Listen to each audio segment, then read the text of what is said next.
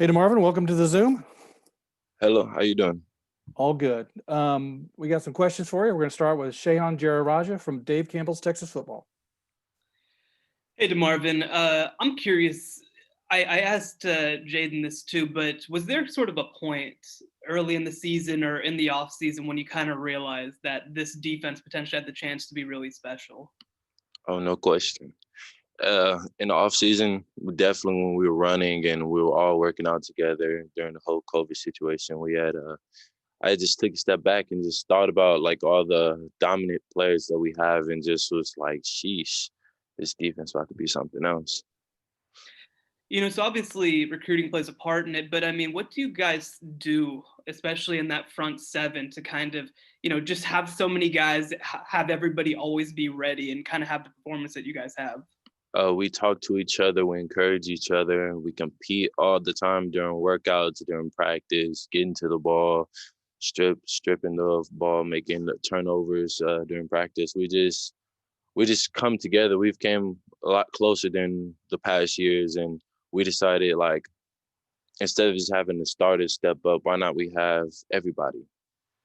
Why not have those that are behind us be prepared to play? Because I was once in that situation, and those like Michael Clemens, Jaden Peavy, Justin Madubuike, Bobby Brown had helped me be able to prepare during practice. All right, let's go to Pranav. Pranav is next. This is kind of along the lines of that question, but how do you think playing in the SEC and playing in very competitive games in the last 2 years have helped you kind of prepare for this game that's coming up on Saturday? It's definitely helped my experience, and it's been great. And I just love being able to play in the SEC and playing against the level of competition. It just helps me raise my confidence and just everything that I have to do with that football.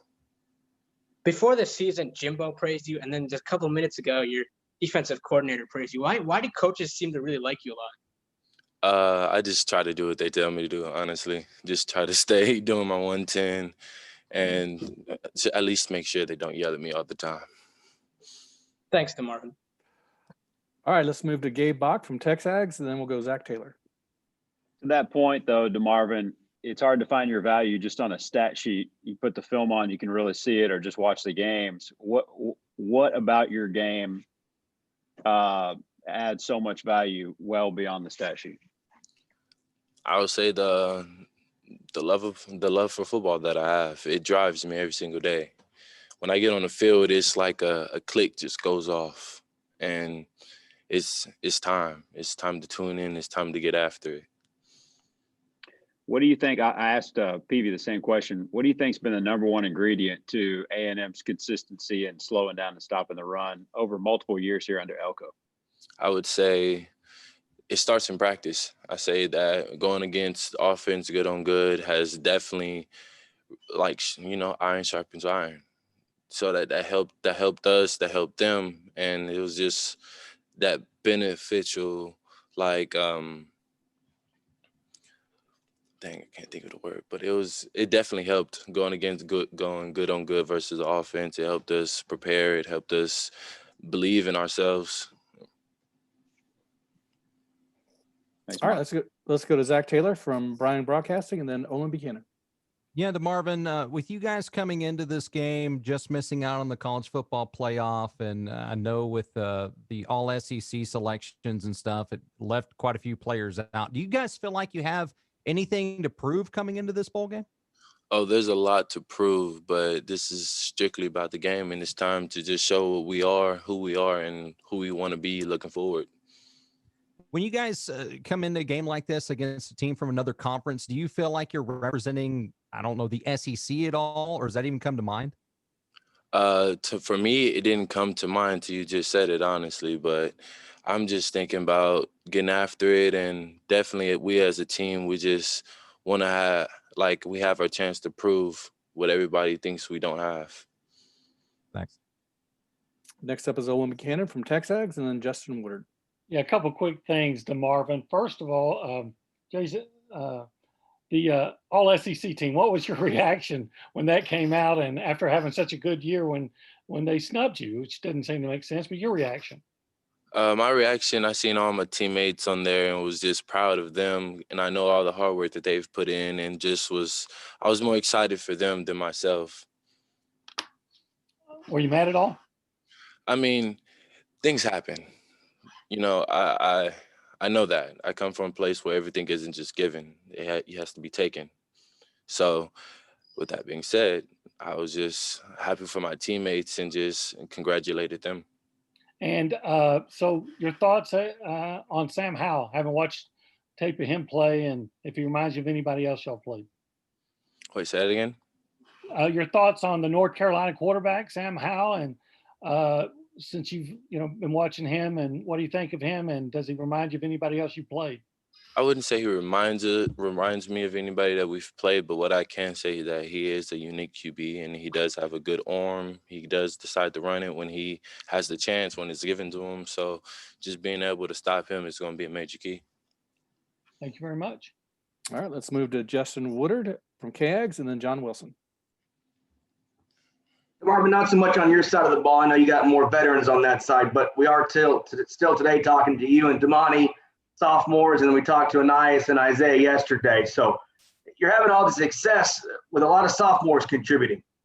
How cool is that you're stepping up already, and then the future is still bright for the Aggies? Oh, it's amazing. Just being able to come in and be able to instantly put an impact on this program and continue it during the sophomore season is just fantastic. And it just tells you how much they praise on the next man up. And it doesn't matter how old you are, or if you're a veteran or not. Everybody's important, and everybody can step up to help the program be better. What do you attribute to making that freshman to sophomore jump? And how do you make it another jump, so to speak, next year? I just say just continue doing what we're doing, continue communicating, continue pushing and competing with each other, and everything else will just fall in line. All right, let's move to John Wilson from KBTX and then Brenton Zorneman. DeMarvin, when you've looked at the North Carolina offense as a whole, what challenges will they present, and what will you guys have to do to be able to slow them down? I would definitely say we definitely don't have to stop the run. They do have big offensive linemen, and definitely would have to stop that. And they do love, taking their chances on the big plays. So just being able to stick to our keys is going to be major. Coach Elko said that this could be a game where you have to win one-on-one battles. Has he expressed that to you, and do you like that challenge? Yes, sir. I do. Thank you.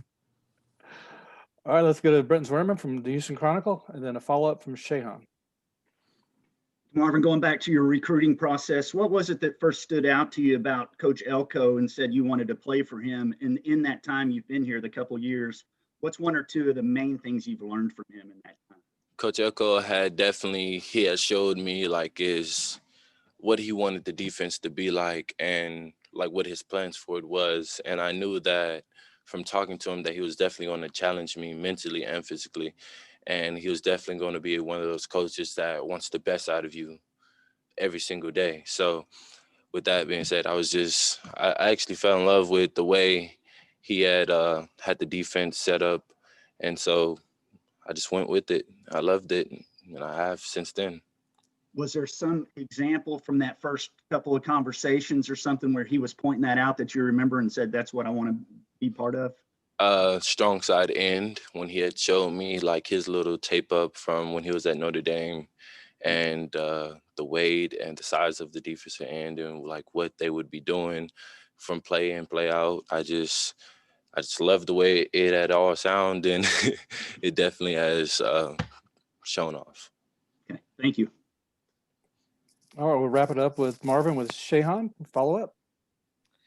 Hey, DeMarvin, kind of what people were asking about, but how do you guys as individuals measure success? Because you guys don't have a 15 sack guy, you don't have a 100 tackle guy. How do you as an individual measure success? Measure success when our team has success. When we're able to stop the offense, and the offense able to get down there and score, I feel like that's how I measure my success. When my team's successful, I'm successful. For defensive linemen, especially for DNs, I know that sort of those big numbers are sometimes the things that people give attention to? Are you okay, not getting the all SECs if it means that your team performance has been that special? I mean, when it comes to that, I did have a problem with it, but at the same time, I have to think about the big picture. It's more than just me. It's about the whole team. It's about everybody who comes together to make an impact on this program. So just with that being what it is, I just had to go along with it and just prove to everybody who I really am.